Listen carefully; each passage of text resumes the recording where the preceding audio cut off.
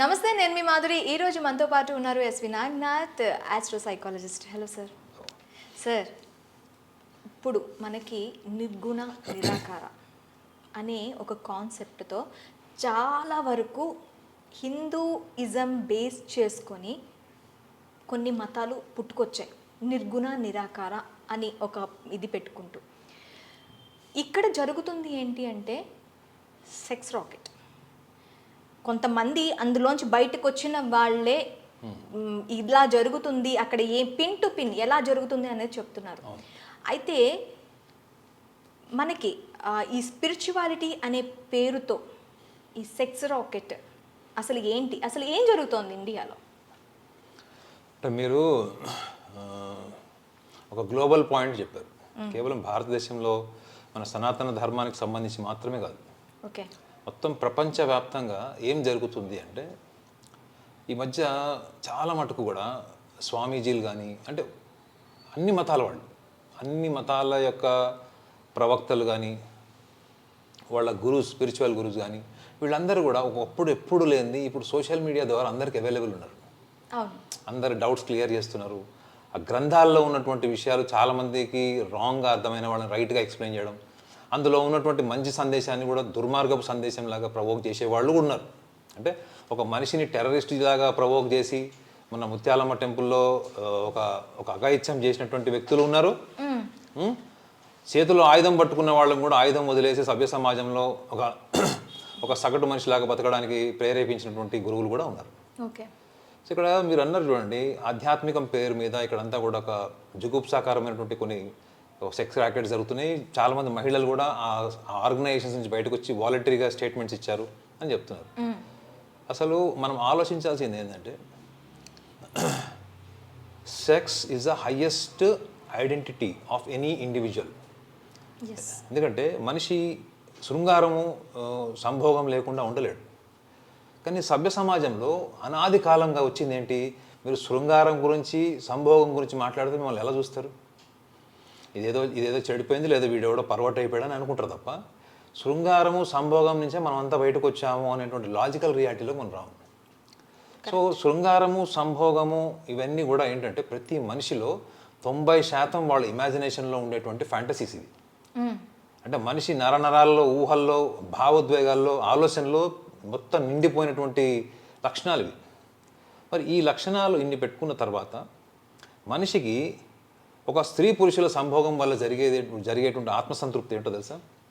That is called ego satisfaction. ఒక పురుషుడు స్త్రీతో సంభోగం చేసినప్పుడు వాడికి ఎలాంటి ఫీలింగ్స్ ఉంటాయంటే, దట్ ఒక రకంగా చెప్పాలంటే మీరు ఒక రాజ్యాన్ని గెలిచినప్పుడు, మీరు ఏదైనా ఒకటి అచీవ్ చేసినప్పుడు ఎట్లా ఉంటారు మేడం? ఓవరాల్గా చెప్తే ఒక హై రేంజ్లో ఉంటాం, ఒక సాటిస్ఫాక్షన్, కంటెంట్మెంట్ ఉంటుంది. ఇది I'm talking about the sex psychology మాట్లాడేది. పురుషుడికి ఆ ఫీలింగ్ ఉంటుంది. స్త్రీకి ఏముంటుంది అదే సంభోగంలో? She feels more secured. ఎందుకంటే ఏ స్త్రీ కూడా, ఒక వేశ్య కాకుండా ఏ స్త్రీ కూడా ఒక పురుషుడి దగ్గర తన శరీరాన్ని కానీ తన యొక్క భావోద్వేగాల్ని పంచుకోవడం, అనుభూతి పొందడం చేయదు. Unless she loves him, she is deeply involved. ఒకవేళ అలా లేదు అనుకుంటే మాత్రం అది వ్యభిచార వృత్తి కిందకి వస్తుంది. అది ఒకటి there only money and muscle matter.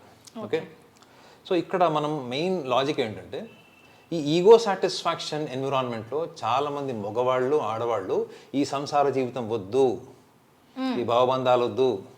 మళ్ళీ అక్కడ ఏంటి పైకి చెప్పుకునేటువంటి విషయాలు ఏంటి? అరే మనకు సంసారం వద్దు, ఇవ్వద్దు, ఇది క్షణికావేశము, క్షణికానందము, దీనివల్ల ఏమి రాదు జీవితంలో, అనవసరంగా ఇదంతా ఎందుకు అనేటువంటి ఈగో సాటిస్ఫాక్షన్ ఒక షార్ట్ డ్యూరేషన్ ఉంటుంది మేడం.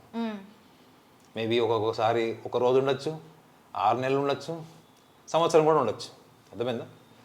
సో ఈ ఈగో సాటిస్ఫాక్షన్ కోసము మనుషులు ఏం చేస్తారంటే ఆ క్షణికావేశంలో భావోద్వేగాలు దెబ్బతిని బాగా లోన్లీగా ఫీల్ అయిపోయి, ఐసోలేటెడ్ అయిపోయి, సాలిట్యూడ్ అయిపోయి వాళ్ళు ఏం చేస్తారు, ఆ టైంలో వాళ్ళకు నచ్చినటువంటి గురువులు లేదా వాళ్ళకి నచ్చినటువంటి మత ప్రవచకుల దగ్గర పోతారు.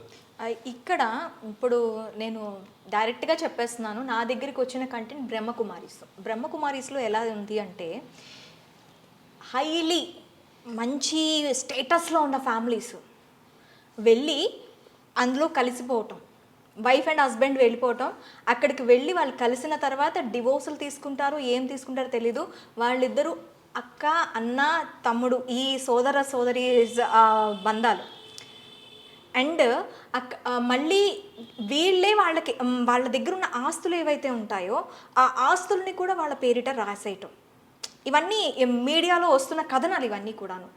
దీన్ని ఎలా చూడాలి అంటారు? అంటే ఏంటి కంప్లీట్గా నేను అక్కడికే వస్తున్న పాయింట్, ఎప్పుడైతే మన సమాజము మనలో ఉన్నటువంటి భావరూపంలో అంటే మన ఎమోషనల్ ఫామ్లో ఉన్నటువంటి feelings towards the opposite sex, opposite gender, ఈ స్థాయి దాటకుండా, ఈ స్థాయి మీద మీకు బ్యాలెన్స్ రాకుండా, మీరు కళ్ళు మూసుకొని తపస్సు చేసినా, మీరు బోర్లా పడుకొని ప్రార్థన చేసినా, ఆకాశం వైపు చేతులు పెట్టినా, అది కొంత తాత్కాలిక పరంగా మీ మనసు మీద మీకు ఉన్నటువంటి నియంత్రణ ఆలోచన మీద మాత్రమే ఆ యొక్క డిసిప్లిన్ నిలబడుతుంది, ఆ డిసిప్లిన్ నిలబడుతుంది. కానీ మీకు మళ్ళీ ఎన్విరాన్మెంట్ కూడా ఒక ఫ్యాక్టర్ కదా. మీ చుట్టుపక్కల ఎటువంటి వ్యక్తులు ఉన్నారు, ఎటువంటి అలవాట్లు ఉన్నాయి, ఎటువంటి వ్యక్తులతో మీరు రోజు మాట్లాడుతున్నారు, వాళ్ళు మీకు ఏ రకంగా మీకు వాళ్ళు రెసిప్రోకేట్ అవుతున్నారు, ఇవన్నీ కూడా మళ్ళీ మనసులో ఉన్నటువంటి నిగ్రహం, మనసు మీద ఉన్నటువంటి నిగ్రహాన్ని దెబ్బతీయడానికి గ్యారెంటీ లేదు. అందుకే చూడండి, చాలా చాలా గొప్ప గొప్ప స్పిరిచువల్ గురువుస్ కూడా ఇప్పుడు జైల్లో ఉన్నారు. అవునా కదా? ఎంత పెద్ద ప్రపంచాన్ని శాసించినటువంటి వాళ్ళు, ప్రపంచానికి గురువులాగా ఉన్న వాళ్ళు కూడా చాలామంది క్రైమ్ చేసి చాలా రకరకాల సమస్యలతో కూడా జైల్లో ఉన్నారు. సో ఇందులో మీరు అర్థం చేసుకోవాల్సింది ఏంటంటే, ఇప్పుడు మీరు బ్రహ్మకుమారి గురించి కూడా చెప్తున్నారు, ఒక వాలంటరీ బయటకు వచ్చి అన్ని విషయాలు చెప్పారు. నా లాజిక్ ఏంటంటే, 10 సంవత్సరాలు వాడుకున్నారు, నాలాంటి వాళ్ళని చాలామంది వాడుకున్నారు, వాళ్ళకి మోస్ట్ ధీరంగానే తీసుకెళ్ళి మాకు కొన్ని రెస్పాన్సిబిలిటీస్ అంటగట్టారు. Why? Because we became old, we became senile. Now there is no longer pleasure that he can accumulate from us, because the saturation, biological saturation was over. But నా క్వశ్చన్ ఏంటంటే, మీరు అది 10 ఏళ్ల తర్వాత ఎందుకు చెప్తున్నారు?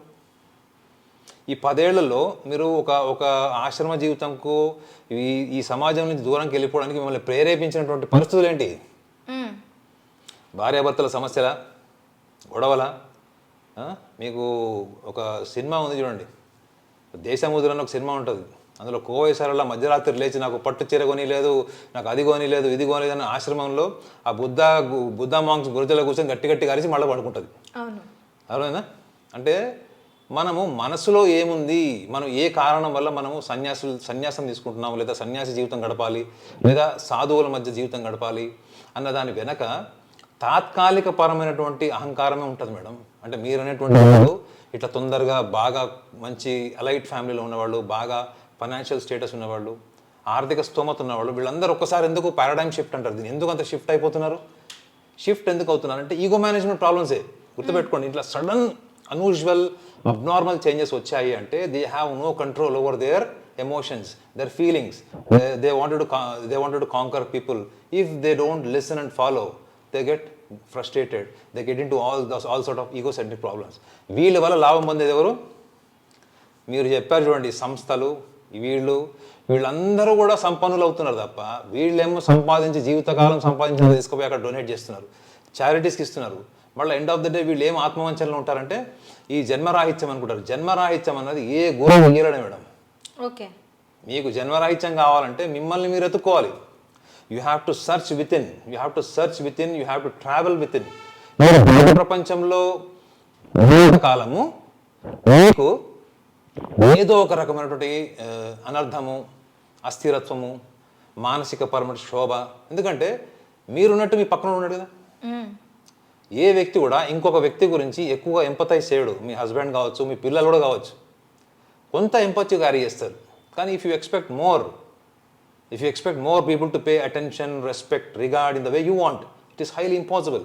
ఇప్పుడు ఇలాంటి సమస్యలు ఉన్న వాళ్ళే వీళ్ళందరూ కూడా వైరాగ్య మార్గంలో వెళుతున్నాము అనే ఆత్మవంచనలో ఉండి వాళ్ళకి పూర్తిగా సరెండర్ అయిపోయి వీళ్ళకి జీవితం నేర్పించిన గుణపాఠాలు అన్నీ కూడా దాన్ని ఒక గ్రంథంలాగా తీసుకోకుండా ఈ పనికి మానవులు రాసిన గ్రంథాలన్నీ చదివి అందులో సారాంశాన్ని వీళ్ళు రాంగ్గా ఇంటర్ప్రిటేట్ చేసుకొని అవి చదవడం వల్ల నాకు ముక్తి వచ్చేస్తుంది, నేను మోక్ష మార్గంలోకి వెళ్ళిపోతాను అనే ఒకటి ఆత్మవంచనలో ఉన్నారు తప్ప నిజంగా వీళ్ళందరూ చేస్తున్నటువంటిది. మీరు ఇందాక సెక్స్ ర్యాకెట్ అన్నారు చూడండి, అసలు నిజంగా మనిషిలో చాలామంది మీరు చూడండి గురువుల్ని, ఒక్కొక్కడు ఇంత లావుండి ఇంత పొట్టొచ్చి అసలు లేవలేని స్థితిలో ఉన్న వాళ్ళకి కొన్ని లక్షల కోట్ల మంది ఫాలోవర్స్ ఉన్నారు. వాడు రోజు కూర్చొని ప్రవచనాల్లో, లేకపోతే వాడు ప్రీచింగో, లేకపోతే వాడు మతాచారమైనటువంటి విషయాలు చెప్పడం వల్ల వాళ్ళ శరీరంలో ఎంత వెయిట్ పెరిగిపోయింది. వాడు అదే పని అక్కడ రోజు అన్ని గంటలు కూర్చొని వేస్ట్ చేయడం కంటే వాడు వాకింగ్కో లేకపోతే జాగింగ్కో జిమ్కో ఎక్కడికో వెళ్ళి వాడు ఫిట్ పెట్టుకోవచ్చు కదా. వాడి శరీరంలో తిన్నదే అరగదు వాడికి. వాడు జనాలకి జీవితం గురించి, మోక్షం గురించి, పరమాత్ముడి గురించి, సూపర్ కాన్షియస్ గురించి చెప్తూ ఉంటాడు. నిజంగా చూడ్డానికి ఎంత హారబుల్గా ఉంది అది. సో జనాల్లోనే ఒక రకమైనటువంటి మనిషి అంటే ఇంకొక మనిషికి పడకపోవడం, మనిషి అంటే ఇంకొక మనిషిని ఓర్వలేకపోవడం, అవతల వాళ్ళ సక్సెస్ని స్వీకరించలేకపోవడం, నాకు ప్రేమ దక్కలేదు, నన్ను ఎవడు గుర్తించట్లేదు అనే ఒక మైండ్ సెట్కి వచ్చారు. ఫైనల్గా ఏంటంటే I'm been neglected, I'm not been loved. నన్ను ఎవడు ప్రేమించట్లేదు, నన్ను ఎవడు పట్టించుకోవట్లేదు. ఈ 2 అండర్లైన్ సైకలాజికల్ ఫ్యాక్టర్స్ వల్లనే ఇప్పుడు ఈ డైవర్షన్ వచ్చింది. ఈ డైవర్షన్ రెడీగా ఉంది కాబట్టి వాళ్ళు ఆల్రెడీ అక్కడ డెస్టినీ క్రియేట్ చేసి పెట్టారు. డైవర్షన్ జర్నీ అంతా కూడా అక్కడికి వెళ్తుంది. ఎక్కడికి? మీరు చెప్పినటువంటి స్పిరిచువల్ డెసెప్టివ్ వెళ్తుంది. లాభపడేది ఎవరు? వాళ్ళు. That's all. Yeah, okay.